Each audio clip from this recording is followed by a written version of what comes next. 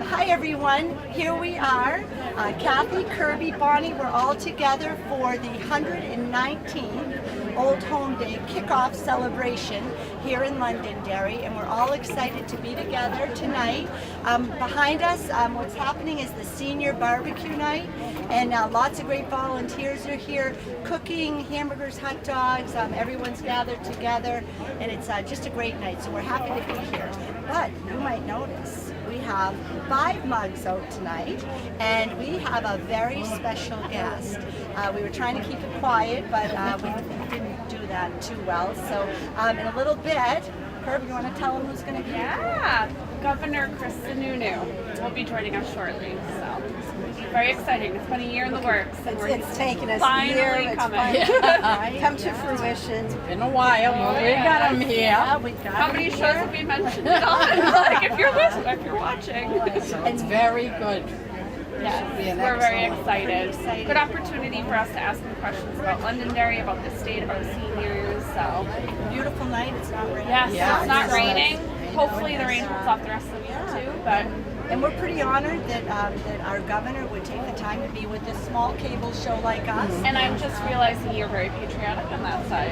And that is why we took this side. Right? Yeah, together. We'll have our governor right here next to us, and Bonnie. And but yeah, thank you. So great. Yeah, and our governor's actually out with the seniors right now, walking around, talking, meeting, and greeting. And They're when very he's excited. yeah, so when he's through, he'll come over and join us.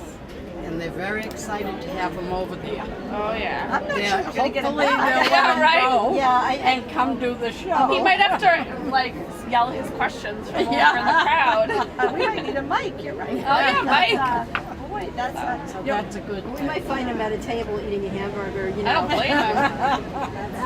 blame him. it's kind of funny now that we only intended to talk for a minute here, but we get thinking, and if you go back a year ago when it was the first year of our show, and we decided we'd do two years ago, right? Yeah. And it was the first year that we tried to do something outside, senior barbecue night, and it was kind of hysterical. If you want really good home entertainment, yeah, what's last year? That was last right? year. But if you want something funny, watch this show, and we hope that it's as good as we are really planning on it being for you. But go This down is our town manager back there. Don't mind the person behind the curtain. Hi, Kevin. Those are creepy gloves. Who really made all this happen for us. So we can't thank him enough. Have To fun. our Kevin. Thank you, Mr. Yeah. Smith. Yes, but if you get a chance, do go back and watch last year's because it was very funny. It was comical. Yeah, for Bonnie, sure. go ahead. No, we're all set. I mean, I think it's great. Yeah. I think it's where the people are very happy that it's over there. We had about talking to them. 150 plus sign-ups too for the Yes. senior barbecue. So Yes. lots of people. A lot of people. I think the rush really came when the word of the governor got out. I got calls galore the Did past you get 2 a lot of days. calls Yeah. today, Kirby? Oh, there are still tickets. Yeah, we did like Yeah. 120 tickets. Yeah, I did about At the it's about seniors? 40. Yeah, that's a lot. So that was Yeah. good. Wow, I was surprised when we all came in. So let me interrupt you. Our governor is kind of walking back this way now. So why don't we'll pause here right, and we'll we'll see you start soon. when he's ready. Hi everyone, we're back, and the one thing I forgot to mention it is the 34th episode of the Londonderry View, and we have our very special guest, our own governor, Chris Sununu, with us, and we cannot believe that you are making time to be with our Thank little you so senior. We got it done. We We're got here. it. So here. Not the last time, right? First time, not the last time. That's Well, thanks for having me on. We'll hold you to that. Yeah. Yeah, so, and you got a little flavor for our senior barbecue night, which happens every year, to kick off Old Home Which Days. is awesome. You want to know what's going on? You go to senior barbecue night because they give you the straight story every time. They don't mess around. They don't. Well, that's the best part. They give you the gossip and they tell you exactly what they think about any issue. So it's great. It's great. Definitely. They're all very happy with Londonderry though. They're all very happy here. So things seem to be going well. We owe that to our mayor. Yeah. A little backstory: when Trump came here, he kept calling Kevin the mayor. Oh really? Kevin felt like he got a promotion. So Kevin Smith kept being called the mayor by Trump. My guess is he didn't correct him. No. In I guess fact, that, he you just let that one keep going. He asked all of us to refer to him as Oh, mayor. really? No, I'm just kidding. Smith. He actually popped in here when we were doing our little intro, and he kind of did a little His little thing behind his The Kevin Smith dance. And the curtain. Kevin Smith dance. That's right. Yes. So yes. Well, let's get started. Yes. Tell us about yourself. Well, About myself. We don't already Well, know. what would you like voters Sure. to know about you? Sure. That maybe they don't. Yeah, aside from being the governor. Yeah. No, I know. It's a good point. We're There you go. amateurs, Chris. We're sorry. Yeah. We're newbies still. No, that's great. Well, look, I grew up in Salem. I think a lot of people know my family was from Salem, and that's where I grew up. I went on to become an environmental engineer. So I spent a lot of time, I don't think a lot of people realize, I spent a lot of time cleaning up hazardous waste sites, chlorinated, contaminated groundwater and soil, all across the country. Did that for about 10 years, and then went into business consulting, and ultimately I bought and operated Waterville Valley Resort, which which is great. I'm not allowed to promote Waterville Valley Resort at waterville.com. I'm going to get in trouble for that. I I'm had sure. a very nice time. Several times we've gone up. Oh, that's yeah. great. Yeah. Great team. But that's what at the exact same time that I was doing the business, that's when our first kids were entering school, right? And so kids were entering school, we were running the business well, but on both of those aspects, things weren't clicking the way I thought they should click, or the way, I don't want to say the way that it used to be, but things were happening in the school system that I thought could use some change. Things were happening on the business side of things with regulation and things like that. We were wonderful, I believe, we were wonderful stewards of the environment, and because that's really what we are. We're a four-season resort up in the mountains, but working with a lot of the different departments in the state was challenging. And I thought, boy, if it's challenging for us, it's got to be challenging for everybody. And I started realizing that the live free or die state was a very over-regulated state. So, like anybody in New Hampshire, when you see something and you can do something about it, you stand up and you say, let's get involved. And whether it's the planning board or the school board or running for governor, everyone has their own way to contribute, their own skill set. So that's why I ran. And I think we ran a good race. We try to stay. I think people know me by now enough. We stay very positive, right? We don't get into the mud. We do it very differently than everybody else does it. We obviously ran a successful race. And when we put all the different things on the table that we wanted to get done in the state, we were ultimately incredibly successful. We worked across the aisle, we worked with Republicans, we worked with Democrats, we worked with Libertarians, we worked with independents, we worked with everybody, the old, the young, the rich, the poor. And by doing that, by really opening yourself up to all those constituencies, that's how you just get stuff done. And so that's what it was. We threw politics aside. And so, I'm very proud of the record of success in the House, in the Senate, and the governor as a team, right? It's all about team. No individual can take the credit for anything. But really building that team mentality, we got a lot done. And so very proud of that. And obviously, with a lot of the new initiatives we put in place, they need to be managed. So we're running again to make sure that we have the right management in there, that we're building for the long term, not just thinking in 2-year cycles, right? You can't just think to the next election. You got to build 5 and 20 years down the road for the kids. It's all about creating the next generation, right? It's not for us. It's all for them, so that they can build upon that in the future. So, I love it. I really do. I love coming out. I love talking to people. People talk about retail politics. I believe in retail government, right? Retail management. That's the only way you figure out what's happening. I made the joke when we started. Oh yeah, the folks here at the senior barbecue will tell you exactly what's going on. And they do, and that's really They pay important. really close attention, especially in Londonderry. They pay extra attention. They tend to be more independent thinkers, right? They don't get swayed with the politics or the media or whatever it might be, one side or the other, because that's just part of the. They don't get swayed by social media as much. A lot of them don't even. I hate social media. I use it, but I hate it. I think social media is the bane of human existence. I think it just brings out the worst in people sometimes. But being able to come out and talk to folks about what's happening, what they see, what works, what doesn't work, it's the only way we're going to know what to fix. And that's our job. You find where the system is working well, do more of that. You find where the system has gaps or is broken, and you get the people's input to drive the policy to fill the holes. So it's fun. I love it. Well, that's I hope to keep doing it. I hope you do too. I'm very passionate about it. So, I see your 4x8s out everywhere too. Those Already. are coming out. Those are coming out. So, I'm one of only 2 governors in the country, myself and Governor Phil Scott in Vermont. We're the only 2 in the country that have to get elected every 2 years. Everyone else has a 4-year term. We're the only ones. Something you can change, or I would love to change it. Yeah, I'd love to change it. Look, I love the job, and I like the aspect of campaigning where you get to talk and listen to people, but I don't like campaigning. I don't like raising money. I'm not even very good at that, frankly. I wish I was better at it. But I love getting out there and talking to folks. But it's hard to really get momentum when every 18 months you got to pull back a little bit. And the tendency might be in a lot, especially for previous governors, they say, well, you got elected, but you got to start running again because it takes 2 years. I don't believe in that. We've kind of thrown the politics aside. Only now are we starting to get into the campaign. So you focused on the job part of it. That's it. When you work done. Doesn't really get done very often. When you take politics out of the equation, Yeah. well, that's one variable that is never going to give you the best result anyway. So just remove it, and that allows you to get more things done, and then you can run on those successes. And that was the formula we used, and it seems to have worked. And so, but yes, it is August. We got 2 more months to go, so we are starting to put some signs out. But look, if we can govern for kind of political free for 22 months and only deal with the campaign for the last 2, that's a win for New Hampshire. That's a great thing for us. Yeah. And then, of course, as we know, once this campaign is done, the presidentials will be in here. Our state will be inundated for the 2020 election and all that. So exciting. It's such a great. There's no better place in the world than here. It's an opportunity. It's an It really immense is. opportunity. Yeah, it was fun to have all the different candidates coming through. And the buses, and and we always take our girls to like all over the state to just meet every candidate, whether they're Republican, Democrat, Independent. It's so exciting. No other state can you do that. Yeah. It's the opportunity that's here.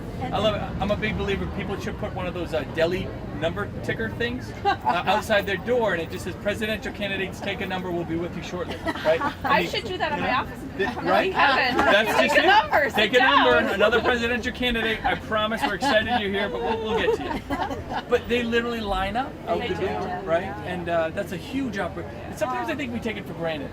The opportunity we have to interact, to talk Ask one-on-one, questions, to learn ask. from each other. Absolutely, it just works so differently here than the rest of the country. There's a reason we're first in the nation, because we just do it differently, and it People works. come here from all other states, and even I think when Romney ran, he had buses of people from Canada coming to probably shouldn't say, but yeah. It's like a professional sport, It is. right?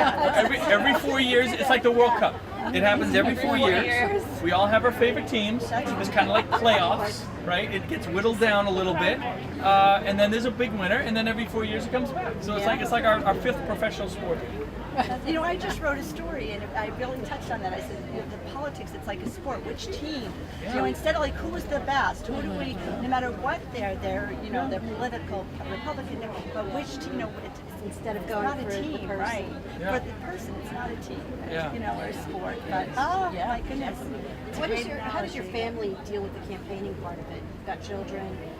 Is it disruptive to your family? It's hard. So look, the whole job is a challenge to family life. For any public service, right? Whether you're on the school board, and by the way, God bless anyone who's on the school board. It's the hardest political job in the state. I mean, really, God bless it. I couldn't do it.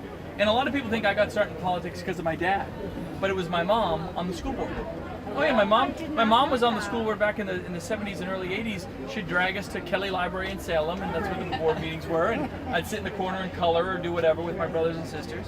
My dad was on the planning board at the time in Salem, and then ultimately, obviously, he got in and became governor. But it's just public service, but it's hard on families, especially at this level, to be honest, because you open yourselves up, especially with social media and a lot of the negativity in the general media now. You just open yourself up for undue criticism, and they can't defend you, like your wife or your spouse. She wants to be out there and defend it, and she knows she can't do that, and that's hard for her. And look, it's hard for the kids. They just want to be as normal as possible, and we make things as normal as possible. If there's a parade and they want to come, they come. I never ask them to do events that they don't want to do. So, we don't live up in Concord. We live in our same home in Newfields, and the kids go to school like everybody else. And so you can keep it normal, but the hardest part is on the schedule. On your personal schedule. After this, I'm going to pick up my son at football practice, right? Probably have to balance. Yeah, you got to find that balance. So managing schedules and being sure you're there for the really important things and you're providing that quality time. Because if you don't have a grounding, family, faith, whatever it is, if you don't have that, you're not making the best decisions. It's not going to work. It's not going to work at all. So, we really, really try to make sure that family comes first. That's an emphasis. And it's been working pretty well. My wife let me run again, so. She does a good job too in terms of promoting your family as, you know, like almost an all-American family, an all-New Hampshire family. She does a really good job on Instagram. Very regular. Yeah. Yes. Yeah. She does a very good job. Yeah. She really, I mean, She's very involved too. Very involved, but not politically.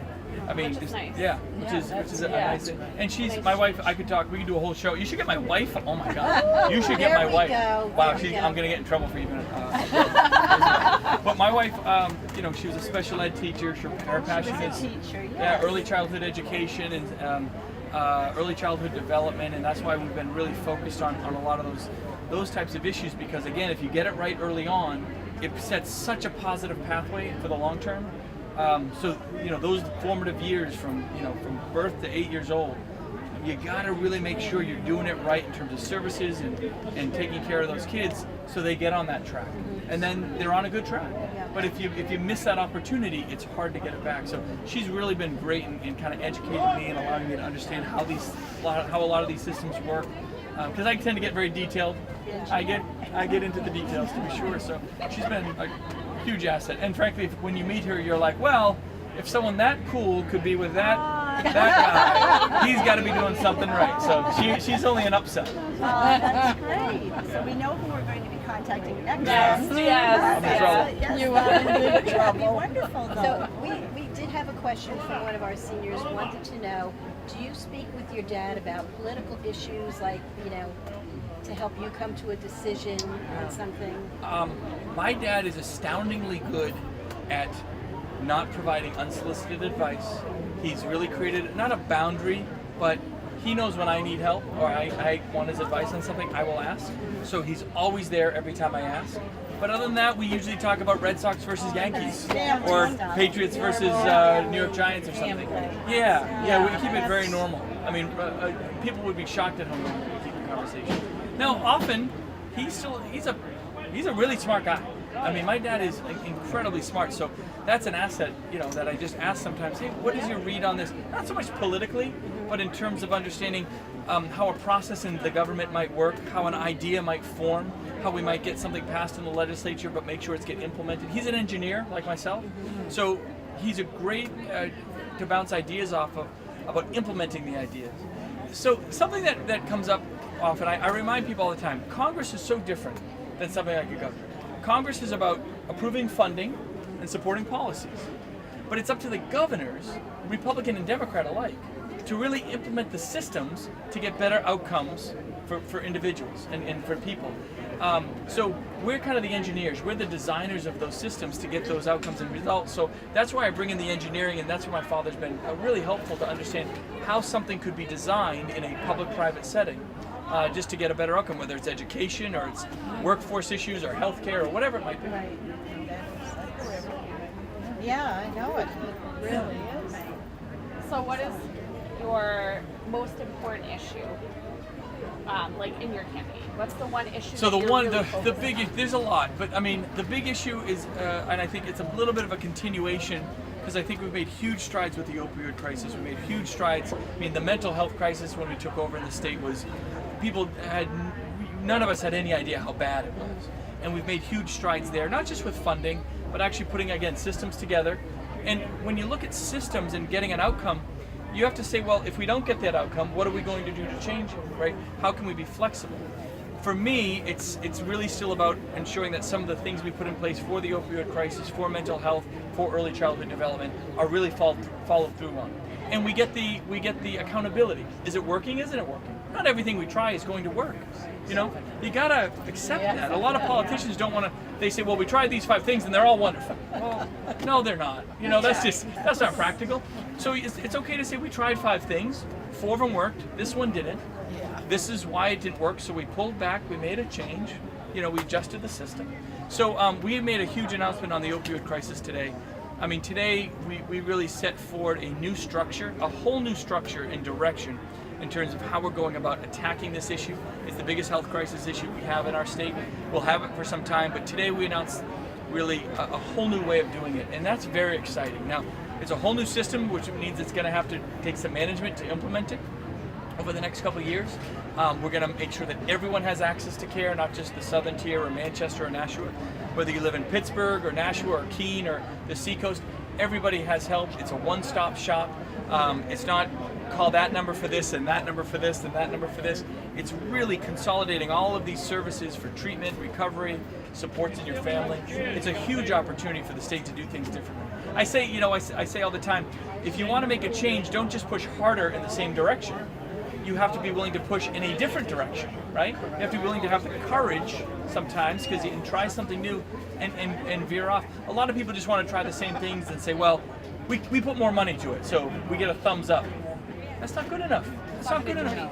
Keep forcing the peg in the hole. How are you going to get, if you're not getting the results you want, you got to do something. Invest in it more. Yeah, Right. it's not working. So by getting in the details and pushing your team to come up with some more creative ideas, we've been very successful with that.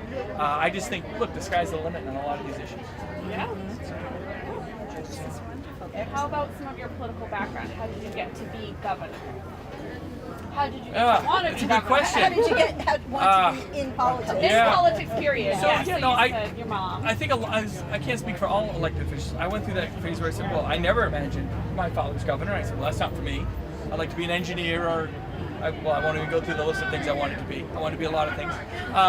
Yes. And again, it was really about when I realizing that, when I had the business and my kids were in school, okay, what can I do and how can we make a better result? That's when I ran for executive council, right? So I was executive council for 3 terms, serving over, your executive council is Chris Pappas, I was serving in executive 3. Ruth Griffin was the counselor. A lot of us know Ruth Griffin, a great New Hampshire icon. Got to name a bridge after her this year. I was very excited. God bless Ruthie, she's the best. I think she's 93 now. 93. She's doing. She is, and I mean, so I get okay. So how did I get into politics? Ruth, right? So before I even mentioned to my father I wanted to run for the executive council, possibly, I went to go see Ruthie, and I sat at Ruthie's table at her house with the geese and the sheep, and over in Portsmouth, and we talked about the office and what it was and what we could do and whether it would really fit my skill set. And as an executive and as a manager, the executive council really fit the skill set more than the legislator. My skill. Some people are great at the legislation, at Senate, and working in the House. That's not my skill set per se. So Ruthie was the one that convinced me to do it. We ran. We said we'd take a shot at it. I won. I had a great team over the years, incredible campaign managers that were pounding signs for me. But really, it's all about a team, right? And so we were successful there, and then we were ready to, again, just didn't see it happening at the state level like I really thought it could be. We were always pretty good, but that's not good enough. This is New Hampshire, right? We got to be the gold standard. Yeah, exactly. We should be the gold standard, whether it's education or setting a model, whether it's mental health or taking care of the developmentally disabled or taking care of the elderly, whatever it is. There's no reason we shouldn't be the best. And I'm really here to really help maximize the potential. The potential's in the citizens, right? We know that. It's not conquered. Potential isn't in the State House. We're just the vehicle to hopefully get some of these good ideas from the individuals implemented. And by doing that, I just think you can get great results. I love that. Every citizen has a voice, has a vote, and just getting them to know that they can go. And you're so approachable. Definitely. It's so nice. Like, even when you were running, whatever situation you came into, it's like we knew you for years. That was always the best compliment I ever got, was people which is wonderful. comfortable approaching you. Yeah, and Because the you're down to sincerity. earth. Right. You're down to earth. And there's a value in positivity. Look, you can be the smartest person in the world, but as a manager, if you come in and say, well, what are the ideas, and that's not a good idea, and that's not a good idea, and this is the way it's going to be. Nobody wants to give you ideas anymore, right? Because you're shooting them down. You are, so no one wants to participate. One of the responsibilities and obligation of good leadership is encouraging better participation. Look, I believe there is a next generation of politicians, if you will, that can be positive, that can work constructively, that can inspire others to serve. We're in a period now where a lot of people don't want to step up to serve in public office. I just think that, it's a noble cause. It's hard, to be sure. You have to make tough decisions. It doesn't have to be us versus them, A versus B, black versus white. It doesn't have to be so. Together Yeah. to get the job done. So it's a team effort, and And you've really made that transparent. Yeah. The whole team effort. Team I effort, feel like Yeah. It's like us here in Londonderry, right? Kevin's a great manager. Yep. And we're all a team, and I can go to anyone in the building and say, I need help with something, and each department. And we're that's another thing. We're a small state. But you have to remember what happens in Londonderry, Manchester, even the seacoast is so different than what's happening in Grafton or Coos or Carroll. So you have to make sure that they are part of the team too. You have to make sure that you're bringing in with your boards or commissions or leadership team, you have to get that regional input, right? The old, the young, men, women, whatever it might be, people from all across the state. That's how you're going to get the best input, because it is different, right? You can't just focus on just the population centers. We're very fortunate in the southern part of the state. We're booming, right? I mean, look, the whole state is booming. 2.7% unemployment, more people at work than ever before, more available high-paying jobs than ever before, right? So the opportunity is just so big right now. We cut taxes and we still were able to basically have more money than we know what to do with at the state level. And when we do that, instead of creating big government, it's all about returning money to cities and towns, right? Because that's locally, it's not our money in Concord, it's your money. And I remind everyone that in Concord, it's not our money to play with, it is the taxpayer dollars. When we have extra, you send it back to them. You offset property taxes.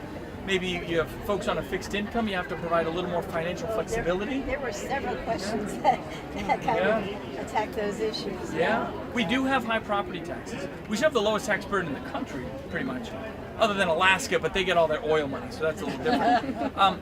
But with with property taxes, you, as a voter, get a complete say on how it's spent, whether it's in the school budget or your town budget or whatever it might be. So you can really affect where those dollars go. When we have extra money at the state level, previous folks would send down cost, right? There's a lot of downshifting of cost. We send down cash, right? To offset those costs, to give folks more financial flexibility so people can pay their bills, hopefully, so roads can get built at a local level, water infrastructure can be built, safe schools can actually be invested in. Now, $30 million in the Safe Schools program this year was a huge success. And that went to over 400 schools for doors and lockdown systems and windows and just security cameras, things that were ideas but couldn't get passed through the budget or was never enough money there. But would obviously be really important to have in the system. Oh, you gotta have it. You gotta have it. You gotta protect them. Yeah, you do. You really do. Yeah.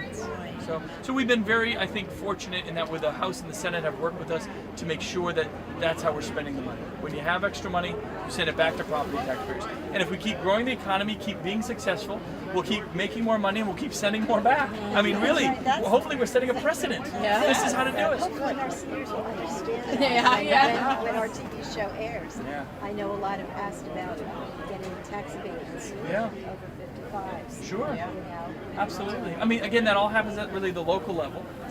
The tax abatements. I mean, I live in a small town of 1,500 people, and well, we all know each other, So when abatements come up for veterans or the elderly or whatever it is, they're always taken up and I think given due consideration. But that's the value of the power of the local level. You can deal with that at a local level with the selectman, or the town We do manager. it with veterans, so I think we do veterans tax abatement. Yeah. So. Yeah. But it's just for veterans, it's not for others. Yeah. And that's where the questions come in. I mean, look, some towns do it for families that just have that are in certain levels of poverty, right? Some towns have done it for the elderly for certain reasons. A lot of towns do it for veterans, of course. So like anything, you got to keep kind of working. I don't want to say working the system, but you got to keep working with the town officials to see what might be possible. Look, we are one of the oldest states in the country. We are the third oldest state in the country. That's not a bad thing. I don't know where people started telling us that we have an older population than on average than even Florida. But that's not a bad thing. That's why we have such a highly skilled workforce, right? One thing we're focusing on now is when you look at healthcare. We got Medicaid done. We got a lot of those services all done. We made sure everyone was that had Medicaid could keep Medicaid. We work with a lot of families individual to make sure their Medicare forms are at the federal level are taken care of. And then we really focused on nurses, right? Nursing is the next big workforce crunch the state will have. And today we announced we're doubling the amount of nurses that comes out of the college system and university system. And for the first time in 10 years, we increased the pay rate that nurses get for in-home care. right? So if you're elderly and you're in your home, those nurses were basically getting the same amount of money forever. It was, you can't do that, right? No, that workforce isn't going to stay here if you're not paying them a viable wage. So we got a little bit of a raise done. Hopefully we'll get another raise done again. And that provides a better quality of care in individuals' homes and whatever it might be. It's all about allowing people to stay in their homes, you know, of self-sufficiency, the dignity of being where they want to be, around family and support services that they've come to know and love. So all those things, all those are puzzle pieces that come into the mix. You know what I think is really nice too? I have a daughter, 19, Mackenzie, who's becoming a nurse, Oh, and my that's daughter Meredith's up at UNH Law. And what I love that your energy and positive attitude brings to our great state, the best state in the country, is that you know and you're finding ways to keep our young people here in New Hampshire. Like when I was here, so many of my friends were heading off to Mass, to Texas, to California. But the kids now are saying, Even my "Look, generation, yeah." a lot of my friends have stayed. Right, Yeah. it's like, hey, New Hampshire is a great place. Look at downtown Manchester, Nashua, Concord. I mean, These are becoming hip places to stay. It's Yeah. really, and that's a lot of your energy and your staff and your team. And they're high-paying jobs. Oh, great They are jobs. high-paying jobs. I mean, Yeah, you so know, I thank you that these kids are staying here. Honestly. It's huge. It just so means can I tell you a so- quick story? I ran into a 20-year-old the other day. He left high school, didn't know what to do, and went into a dual. Well, while he was in high school, was in what we call dual and concurrent enrollment. So in high school, he was getting credits in the community college, and then he transferred it. And at the community college, we have this company, Saffron. They put their equipment right there, so he was learning on his equipment right at the age of 18 while working at Saffron. At 20 years old, he's now making $62,000. His girlfriend is just started working at the company. She's making $52,000. They don't have a penny of debt. They are huge success stories. And guess what? That company's hiring 55 more people right now, today. So we're creating opportunities for some of these young people. Maybe 4-year colleges for them, maybe a community college, maybe going right into the workforce. And that's what I like. It's not required now. I know plenty of people who haven't gone to college. One of our good friends pretty much runs a truck company right now. He makes more than I do. Right. He just has a high school diploma. And we're cherishing what we used to call the VOC, you know, plumbers and electricians and carpenters.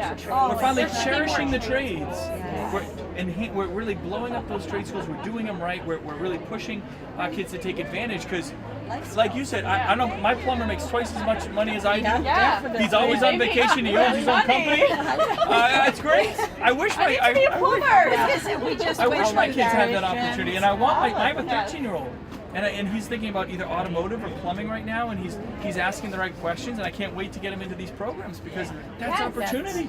I mean, That was always big at my high school, Concord High. We had a trade school where you learned architecture and like all the plumbing and all kinds of you can do stuff. childcare. You Child can do care is a big one. early nursing programs are there now. Veterinary services, computer coding, micro welding. Yeah.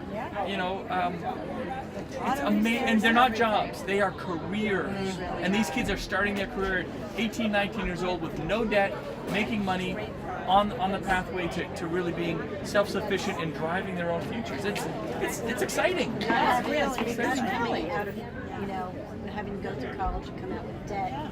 Parents, we pay as much as we can, but then. The debt is huge. And one other thing, if we've got some, go ahead. A lot of them feel as though some kids are not college Absolutely, or not they right go now. into the plumbing, Yeah. the electricity, all that electrician, and they make a great living. They'll never want for a job in their life because things are booming. So it's all about opportunity, right? Government is not here to guarantee a lot, except opportunity. So my job is to create as many doors of opportunity for you or your business or your family or your kids. What you do with that opportunity is completely up to you, right? That's live for your die. Right. But my job is to create an equal opportunity. That's why I push so hard for full day kindergarten, right? This student in this town had full day kindergarten. This student a mile away didn't. That wasn't equal opportunity. So I really pushed hard and we got it done, and that was a big win for the state. But that's what it's all about. Open up, line up all these doors of opportunity so that 18-year-old can say, I have a chance to do this now that I might not have had a few years ago. I'm walking through that door, right? And will it all work?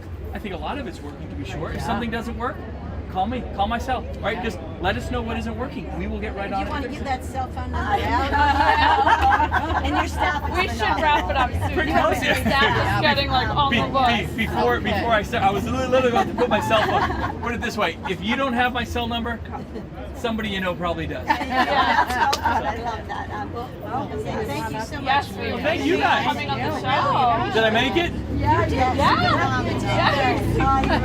I mean, we didn't even have to say much. You went right Oh, into sorry. it. I jibber jab. No, that's a Jibber good jab. thing. That's a good thing. That's great. And thank you for all you do for our great state of New York. Thank you guys. Thank you guys for helping get the word out. And hey, thank you very much. I guess we're ready to say goodnight. Yeah. And grab a burger. They smell really good over there. They smell great. And thank you. And thank you, Ben. Everybody behind the scenes, Aaron, Drew, Ben, Jane. So thank you and good night. Bye. Good night. Bye.